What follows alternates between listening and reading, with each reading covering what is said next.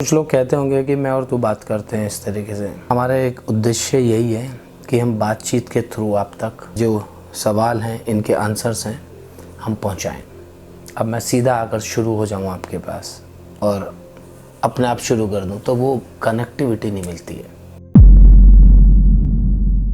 नमस्कार दोस्तों, आपका फिर से स्वागत है हमारी नई वीडियो में, नए श्लोकों के उच्चारण के साथ और कुछ ज्ञान की बात के साथ और मेरे सवालों के साथ।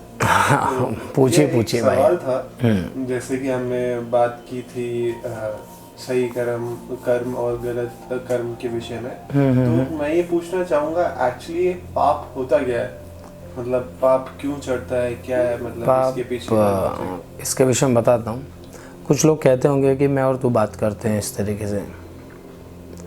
हमारा एक उद्देश्य यही है कि हम बातचीत के थ्रू आप तक ये जो सवाल हैं, इनके आंसर्स हैं, हम पहुंचाएं। अब मैं सीधा आकर शुरू हो जाऊं आपके पास और अपने आप शुरू कर दूं तो वो कनेक्टिविटी नहीं मिलती है। तो इसलिए अक्षित क्वेश्चंस पुटअप करता है। जैसे आपके मन में सवाल होते हैं, आप कमेंट सेक्शन में लिख देते हैं, तो मैं हर बार ये कहूँगा ऐसे, अक्षित भी सारे कमेंट्स पढ़ता है, तो वो उसके मन में भी वो जिज्ञासा रहती है कि क्या चीज़ है। तो इसने पूछा कि पाप क्या चीज़ है। अभी तक मैंने क्या बताया था कि सत्कर्म, अच्छे कर्म, बुरे कर्म, दोनों के विषय में बताया था। तो पाप जो होता है वो किस कैटेगरी में आता है? वो आता है बुरे कर्म की। अब बुरे कर्म की भी एक मापदंड होता है। एक बुरा कर्म तो क्या होता है कि आपने किसी से बेवजह गुस्से में लड़ाई करी और आपने उसको चांटा मार दिया, ठीक है। और बुरा कर्म किया, आपने बेवजह किसी इंसान को मार दिया अपने गुस्से की वजह से। परंतु उस पाप में जो आपने ये बुरा कर्म किया है, उसमें आप जाकर उससे क्षमा याचना कर सकते हैं, माफ़ी मांग सकते हैं और चीज़ें सुधारी जा सकती हैं। परंतु उसी गुस्से में आपने उसको चांटा मारा और बात इस हद तक आपके गुस्से की पहुंच गई, आपने उस मनुष्य का वध कर दिया या मार डाला, तो यहाँ पर क्या हुआ? आप कितनी भी कोशिश कर लें, क्षमा याचना का कोई अर्थ नहीं रहता है। वो इस लेवल का बुरा कर्म हो जाता है कि जिसकी कोई घूम फिर के वापस आप नहीं पहुँच सकते उस जगह। उसका कोई रिवर्ट बैक नहीं है, कोई कि ये नहीं है कि मैं नहीं क्षमा मांग लेता हूँ, ये मेरा पनिशमेंट कम हो जाएगा या मैं अपनी आत्मग्लानि से बच जाऊँगा। नहीं, ये आपने पाप कर दिया है, इसकी कोई क्षमा याचना नहीं है, तो इसको बोलते हैं पाप। बुरे कर्मों में भी कैटेगरी होती है। चांटा मारना, उसके पश्चात क्षमा याचना या माफ़ी मांग लेना एक बुरा कर्म है, तो आप यहाँ बच सकते हैं।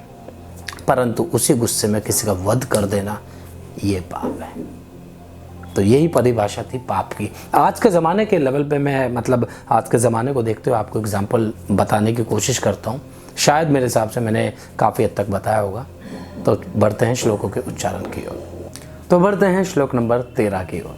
महात्मनस्तु माम पार्थ देवीं प्रकृतिमाश्रिता भजन्त नन्य मनसो ज्ञात्वा भूता दिमव्ययम्।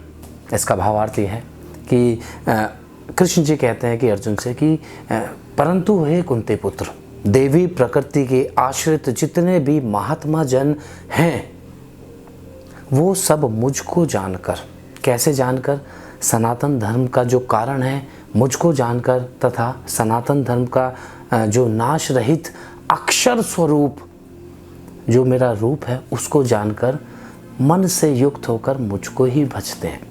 तात्पर्य यह है, जो महात्मा जन होते हैं वो लोग प्रकृति के आश्रित होते हैं। महात्मा जन वो लोग मुझको अक्षर रहित स्वरूप में जानकर और सनातनियों के आदि और अंत दोनों के कारण जानकर मुझको निरंतर भजते रहते हैं। तो बढ़ते हैं श्लोक नंबर 14 की ओर। सततम कीर्तयन्तो माम यतन्तश्च दृढ़व्रता नमस्यन्तश्च माम भक्त्या नित्ययुक्ता उपासते।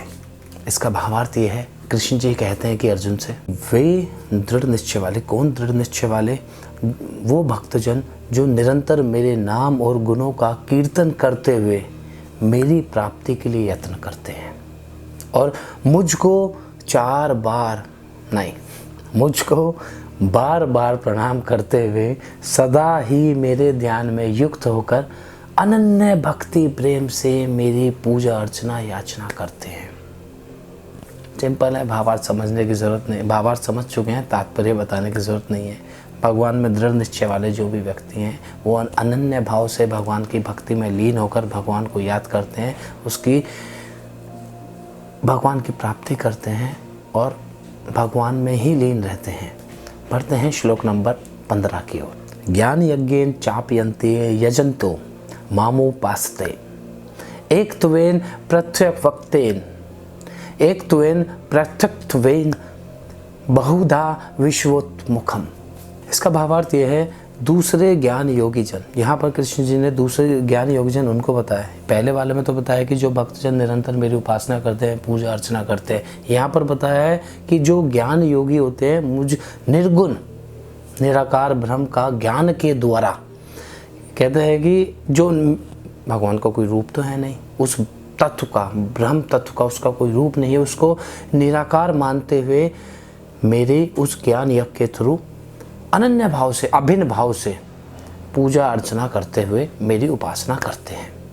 और दूसरे मनुष्य बहुत प्रकार से, कुछ और भी मनुष्य हैं जो बहुत प्रकार से, अनन्य प्रकार से मुझ विराट स्वरूप, भगवान जी कहना है कि बहुत और भी ऐसे भक्त हैं जो मुझ विराट स्वरूप परमात्मा को अपने अपने तरीके से भजते हैं, अपने अपने भाव से पूजा अर्चना करते हैं। तो बढ़ते हैं इसी के कंटिन्यूएशन में श्लोक नंबर 16 की ओर।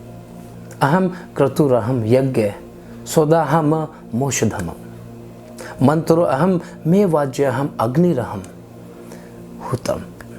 इसका भावार्थ है, कृष्ण जी कहते हैं क्रतु मैं हूँ, यज्ञ मैं हूँ, सोधा मैं हूँ, औषधि मैं हूँ, मंत्र मैं हूँ, घृत मैं हूँ, अग्नि मैं हूँ, हवन रूप क्रिया भी मैं ही हूँ।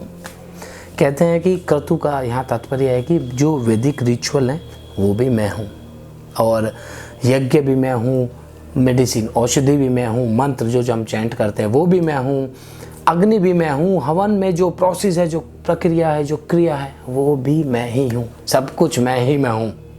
जो बात सत्य है, सब कुछ परमात्मा ही तो है।